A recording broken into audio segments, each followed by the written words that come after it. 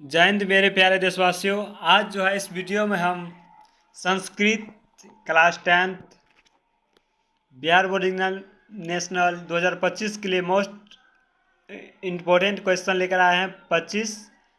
तो इस पहले वीडियो में हम हिंदी का जो है मतलब 1 से लेके 12 तक यानी गद्य खंड खत्म कर चुके हैं। तो अब संस्कृत का ऑब्जेक्टिव पूरा चैप्टर का देखेंगे, उसके बाद फिर अगले सब्जेक्ट का शुरू करेंगे। तो आप यदि इस चैनल पर नए हैं तो चैनल को सब्सक्राइब, लाइक, शेयर ज़रूर कीजिए ताकि आप अच्छा नंबर ला सके। तो चलिए वीडियो को शुरू करते हैं। ये जो है संस्कृत क्लास फर्स्ट है और चैप्टर भी फर्स्ट है। चैप्टर का नाम है पाटलिपुत्र वैभवम। चलिए प्रश्न पर बढ़ते हैं। प्रश्न नंबर 1, कालचक्र के कारण कितने वर्ष तक मध्यकाल में पटना की स्थिति जर्जर रही? ऑप्शन ए 500 वर्ष तक, ऑप्शन बी 1000 वर्ष तक, ऑप्शन सी 200 वर्ष तक, ऑप्शन डी 3000 वर्ष तक। तो इसका करेक्ट ऑप्शन हो जाएगा ऑप्शन नंबर सी 200 वर्ष तक। क्या हो जाएगा? Option number C correct answer हो जाएगा। तो चलिए अगले प्रश्न पर बढ़ते हैं। प्रश्न नंबर 2, पटना का इतिहास कितना पुराना है? ऑप्शन ए 2500 वर्ष, ऑप्शन बी 2000 वर्ष, ऑप्शन सी 1500 वर्ष, ऑप्शन डी 1000 वर्ष। तो इसका करेक्ट ऑप्शन हो जाएगा ऑप्शन नंबर ए 2500 वर्ष पुराना पटना का इतिहास है 2500 वर्ष। तो correct option A correct answer हो जाएगा। चलिए अगले प्रश्न पर बढ़ते हैं। प्रश्न नंबर 3, यूनान का राजदूत कौन था? ऑप्शन ए फागन, option B Hiuen Tsang, option C Megasthenes, option D स्थिनिंग। तो इसका करेक्ट ऑप्शन हो जाएगा ऑप्शन नंबर सी मेगास्थनीज। क्या हो जाएगा? Option number C correct answer हो जाएगा मेगास्थनीज। करेक्ट सी आंसर हो जाएगा। चलिए अगले प्रश्न पर बढ़ते हैं। प्रश्न नंबर 4, सरस्वती का फूल गिरी कौन सा महानगर था? Option A Bhagalpur, option B Nalanda, option C Pataliputra, option D Darbhanga. तो इसका करेक्ट ऑप्शन हो जाएगा ऑप्शन नंबर सी 4 का क्या हो जाएगा? सी पाटलिपुत्र हो जाएगा। क्या होगा? पाटलिपुत्र। सी करेक्ट ऑप्शन हो जाएगा।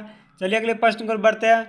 प्रश्न नंबर 5, परिभूतन पुरंद स्थानम की संज्ञा किससे दी गई है? Option A Pataliputra Nagar, option B Vichar Samhita, option C Brihaspati Samhita, option D Mantra संहिता।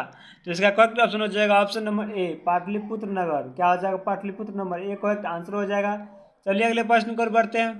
प्रश्न नंबर 6, वराहमिहिर द्वारा रचित कौन सा ग्रंथ है? ऑप्शन ए आचार संहिता, option B Vichar Samhita, option सी बृहत संहिता, ऑप्शन डी मंत्र संहिता। तो इसका करेक्ट ऑप्शन हो जाएगा ऑप्शन नंबर सी बृहत संहिता। सी करेक्ट आंसर हो जाएगा। चलिए अगले प्रश्न पर बढ़ते हैं।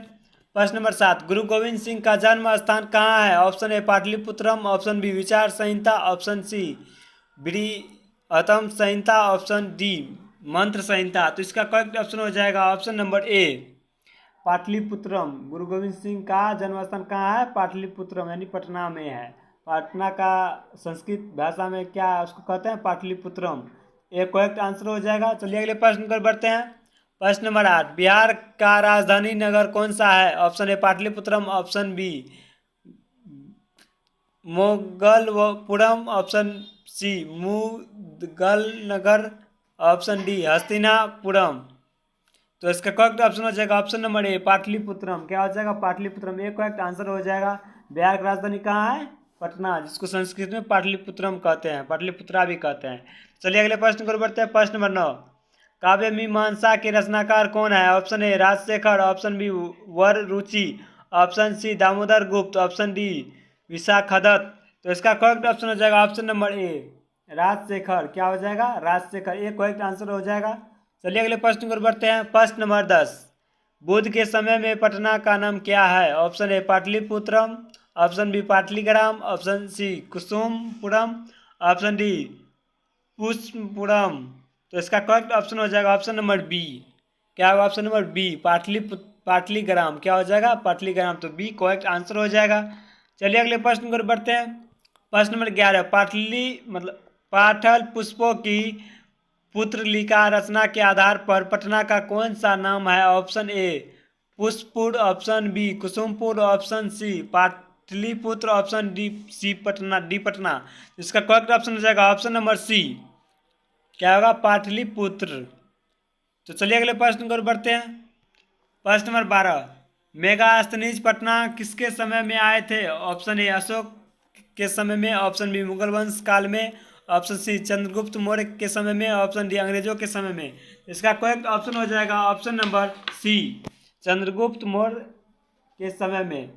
सी करेक्ट आंसर हो जाएगा। चलिए अगले प्रश्न की ओर बढ़ते हैं।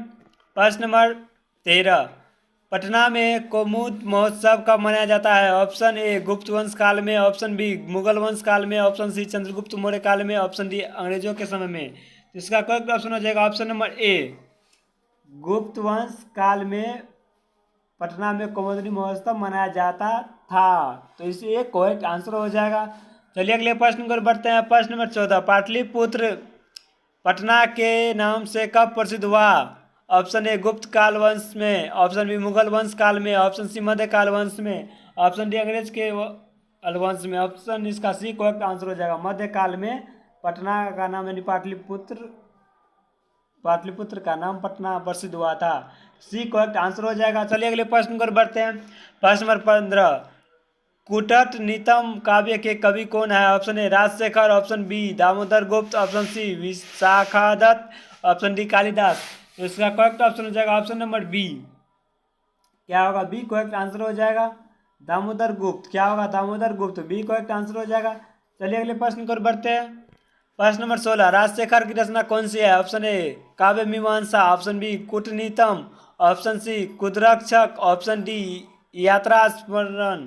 तो इसका करेक्ट ऑप्शन हो जाएगा ऑप्शन नंबर ए, काव्य मीमांसा। क्या हो जाएगा? काव्य मीमांसा। एक करेक्ट आंसर हो जाएगा। चलिए अगले प्रश्न की ओर बढ़ते हैं। अगले प्रश्न की ओर बढ़ने से पहले यदि आप इस चैनल पर नए हैं तो प्लीज़ इस चैनल को सब्सक्राइब जरूर कीजिए, ताकि आने वाले 2025 बिहार बोर्ड मैट्रिक एग्जाम में अच्छा नंबर प्राप्त कर सके,